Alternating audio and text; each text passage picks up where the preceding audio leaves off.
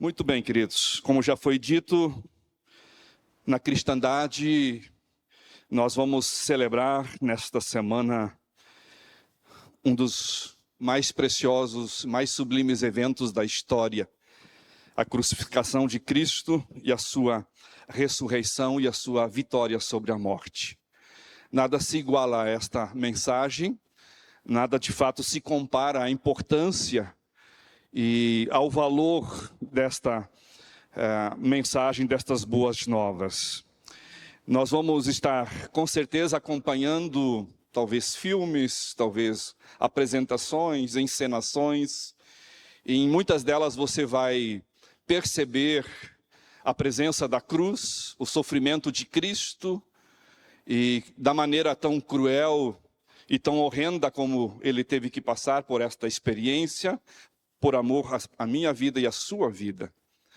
Só que, mesmo diante de tantas encenações, de tantas representações, muitas pessoas não entendem a razão e o significado da cruz. Infelizmente, muitas pessoas ainda hoje não conseguem discernir o que de fato representa a crucificação de Cristo.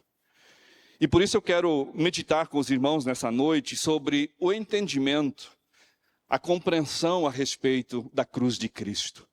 Eu gostaria de usar o texto de Mateus 16, o verso 21 ao 28. Evangelho de Mateus 16, o verso 21 ao 28. Assentados mesmo como estamos, nós vamos acompanhar a leitura. Quem não tem a sua Bíblia física ou no celular, tem na tela, pode acompanhar o texto, está aí.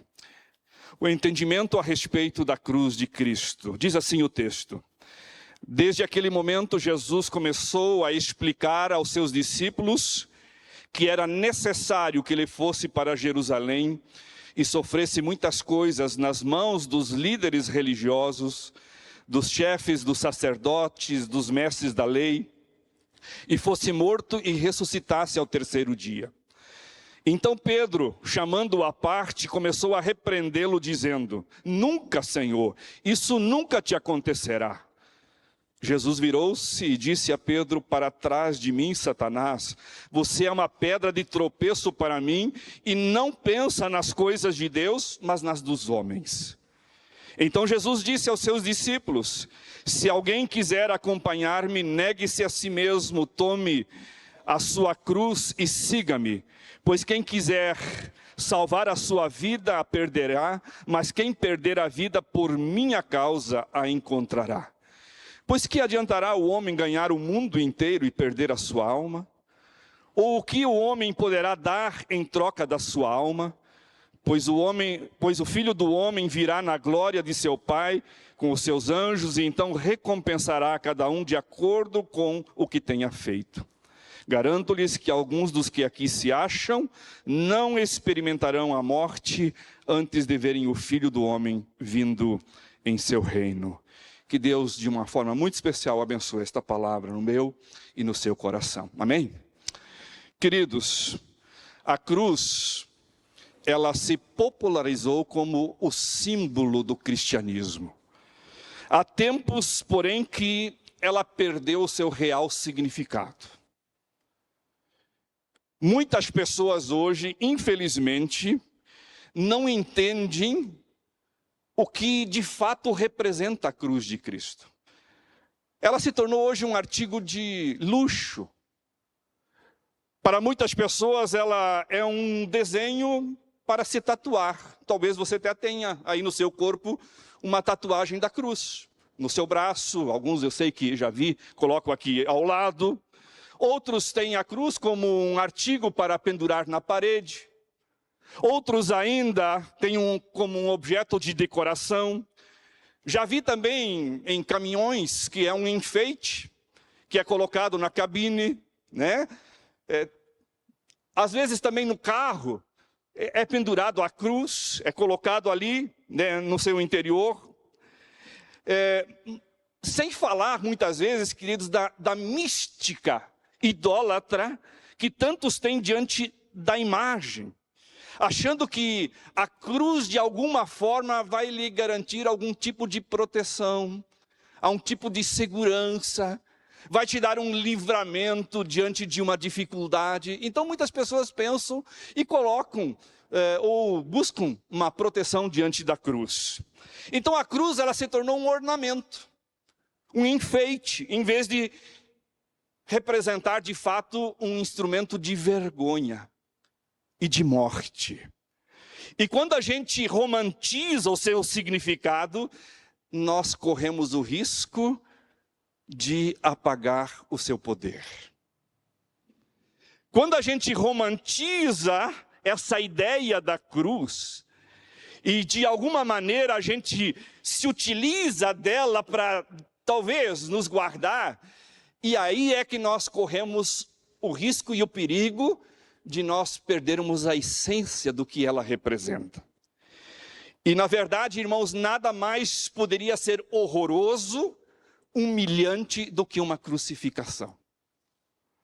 As pessoas no primeiro século, elas ficariam hoje escandalizadas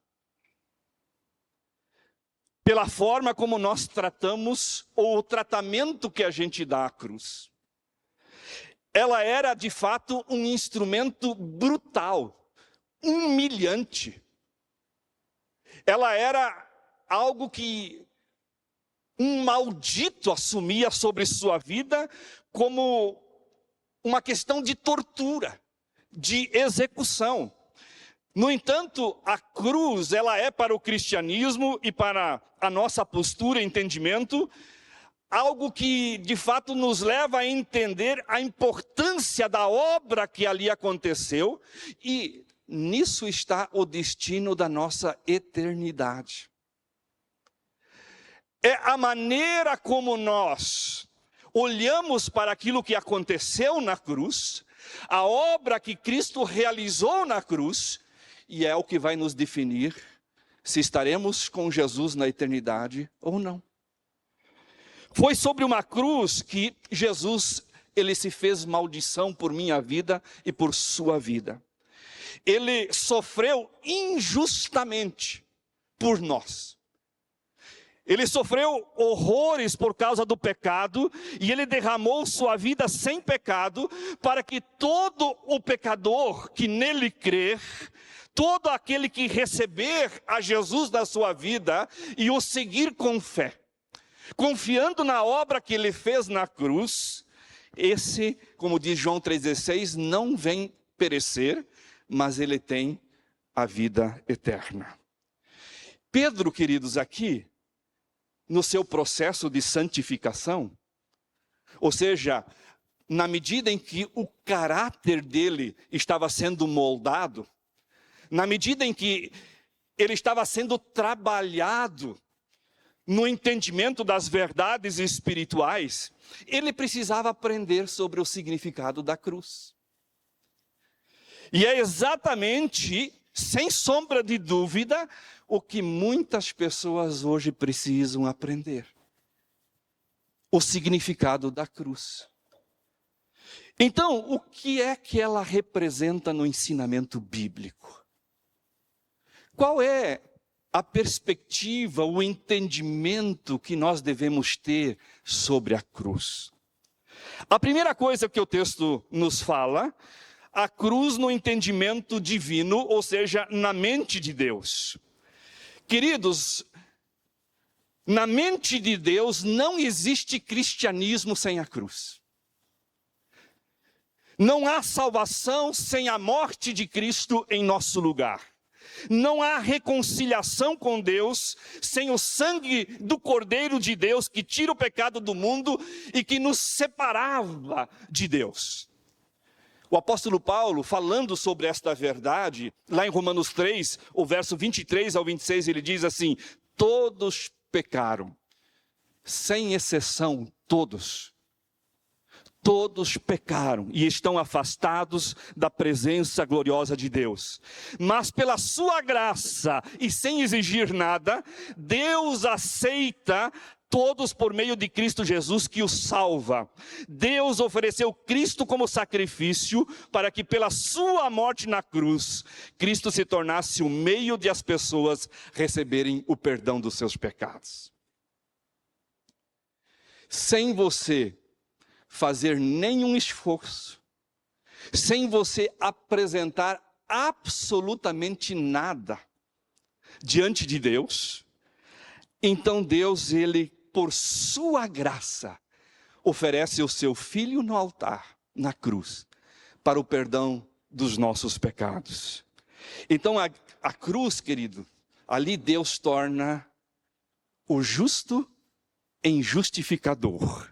Nela nós enxergamos a justiça, ou seja, o pecado ele é punido com a morte.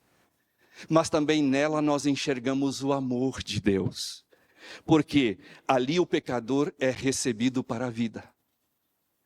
Aquele que estava morto, aquele que estava separado, ele então é reconciliado e ele é recebido para a vida. Então, a cruz ela revela a graça de Deus. Ela demonstra que Deus não ficou indiferente à nossa condição de pecado. Cristo não cruzou, ou Deus não cruzou os seus braços e disse assim: vocês pecaram, agora vocês dão um jeito. Vocês pecaram, desobedeceram, agora assumam a sua própria culpa. Não. Ali Jesus demonstra a graça de Deus, Ele assume a nossa culpa. Ele assume a nossa dívida. E ali então temos a revelação da justiça de Deus. Ele demonstra que para nos recebermos Deus, Ele não varre o pecado debaixo do tapete. Ele não coloca como que se o pecado não tivesse um preço a ser pago. A cruz revela que houve punição pelo pecado. A cruz revela que o pecado precisava ser pago. E Cristo, o Cordeiro de Deus sem pecado, Ele assume a nossa dívida. Por isso que Cristo é cheio de graça e de verdade, como diz o Evangelho de João. Ele é cheio de graça e de verdade. Ele é pleno de justiça e amor. E tudo isto foi demonstrado na cruz. Agora, queridos, Pedro, ele ainda não havia entendido o significado da cruz de Cristo. Na cabeça dele seria possível o cristianismo sem a cruz. Olha o que diz o verso 21 e 22 de Mateus 16. Desde aquele momento, Jesus começou a explicar aos seus discípulos que era necessário. E eu gosto desta palavra porque ele faz um divisor. Era necessário, tinha que ser feito. Não tinha outra maneira, não tinha outro jeito, era necessário que Jesus fosse para Jerusalém e sofresse muitas coisas nas mãos dos líderes religiosos, dos chefes, dos sacerdotes e dos mestres da lei, e fosse morto e ressuscitasse no terceiro dia. Olha só, então Pedro, chamando-o à parte, começou a repreendê-lo e dizendo: nunca, Senhor, isso não acontecerá contigo. Na cabeça de Deus, a morte na cruz e a ressurreição do Senhor são extremamente centrais no cristianismo. A cruz revela a graça, a justiça, mas a ressurreição revela o poder, a vitória sobre a morte, anunciando o sacrifício do Cordeiro de Deus que foi aceito pelo Senhor. Irmãos, a morte de Jesus na cruz não foi um acidente. A morte de Jesus na cruz não foi porque, de fato, alguma coisa deveria acontecer. Ele não morreu porque sucumbiu ao poder de Roma, e nem porque ele foi uma vítima indefesa das tramas do sinédrio judaico, que ele foi apresentado diante das autoridades. Jesus ele não morreu porque Judas o traiu por ganância. Jesus não morreu porque o sinédrio o sentenciou por inveja, ou porque Pilatos o condenou por covardia, ou talvez porque os soldados o pregaram no madeiro por crueldade. Não, Jesus ele morreu por causa do seu amor por minha vida e por sua vida. Jesus ele morreu voluntariamente. e Ele entregou-se por cada um de nós. Ele morreu pelos nossos pecados. Por isso foi necessário que Jesus fosse até a cruz. Então, na mente de Deus, no coração de Deus, a cruz, ela representa a forma de Deus alcançar a minha vida e a sua vida e nos transformar.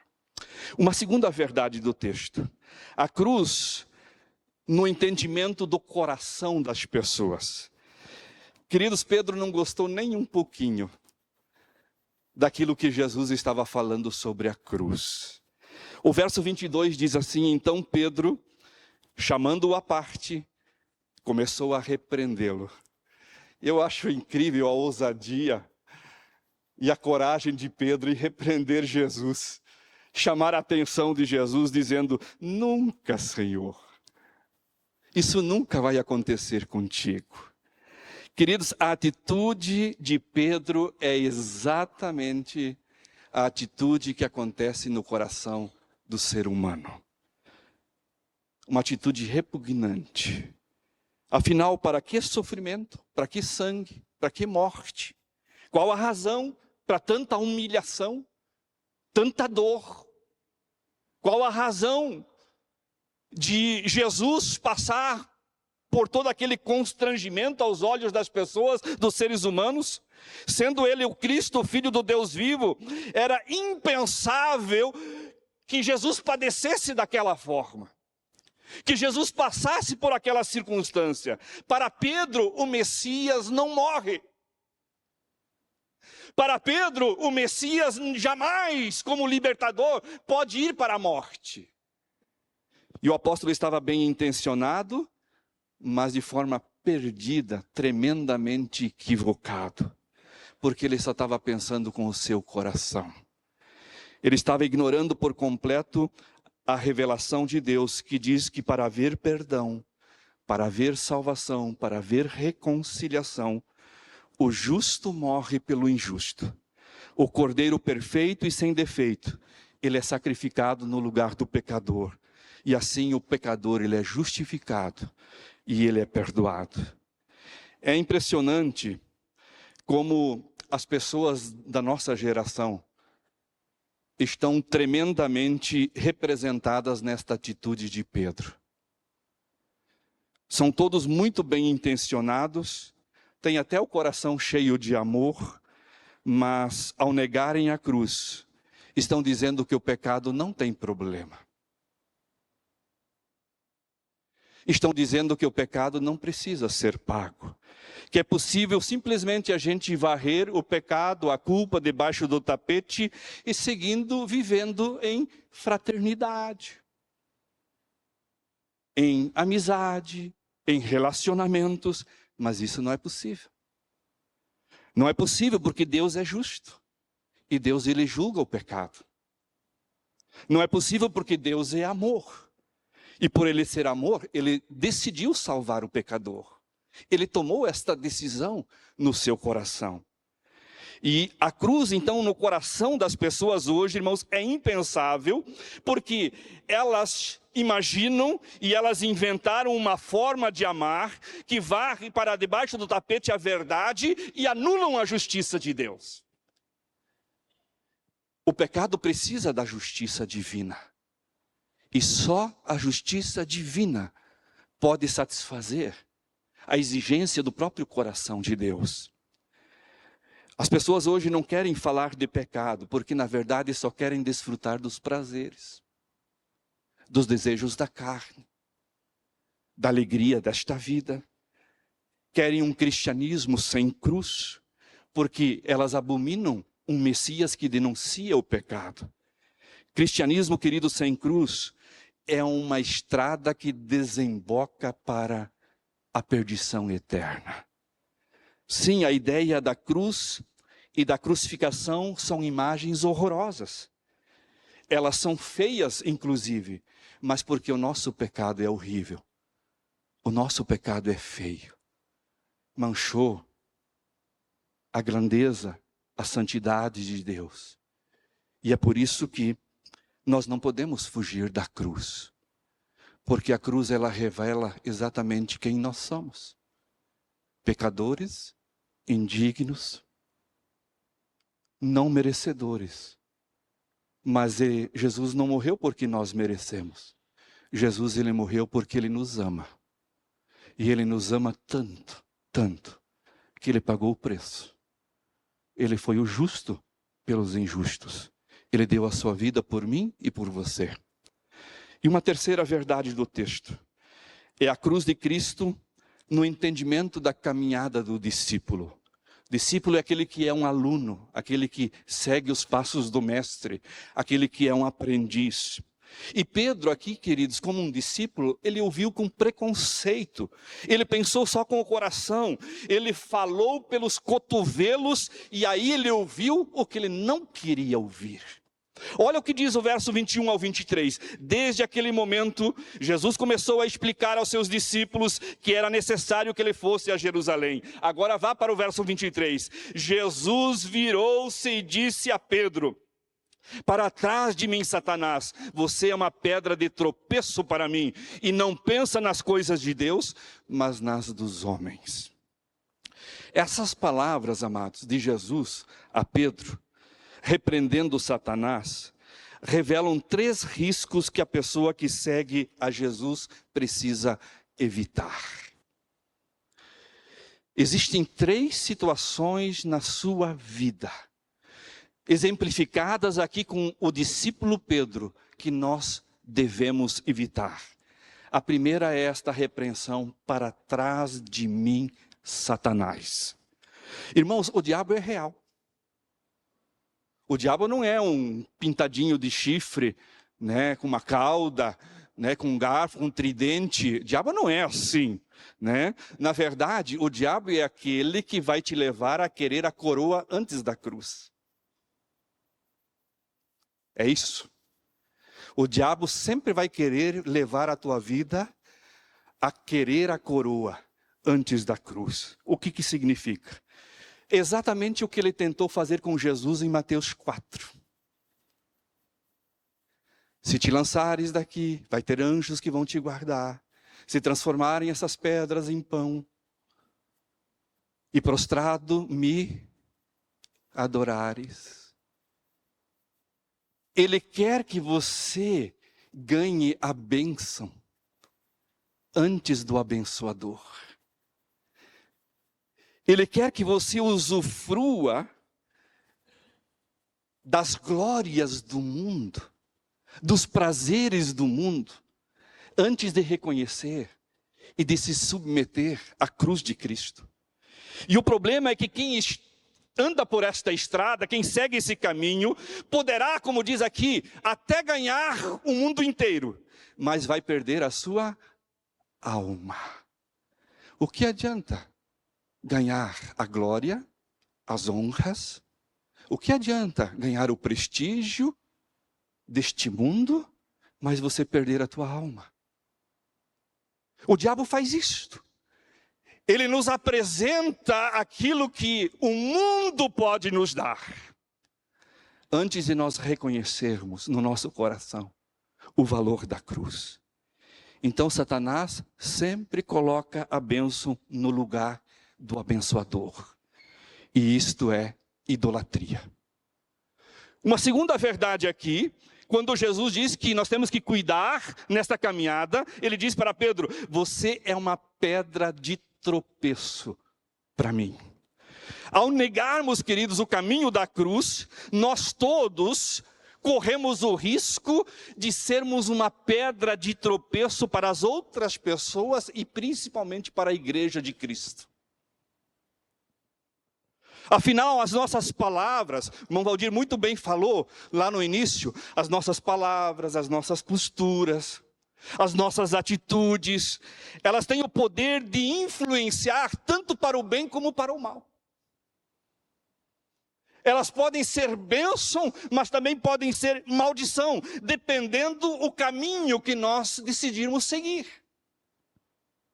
O caminho da cruz influencia para a glória de Deus. O caminho do coração faz o outro tropeçar.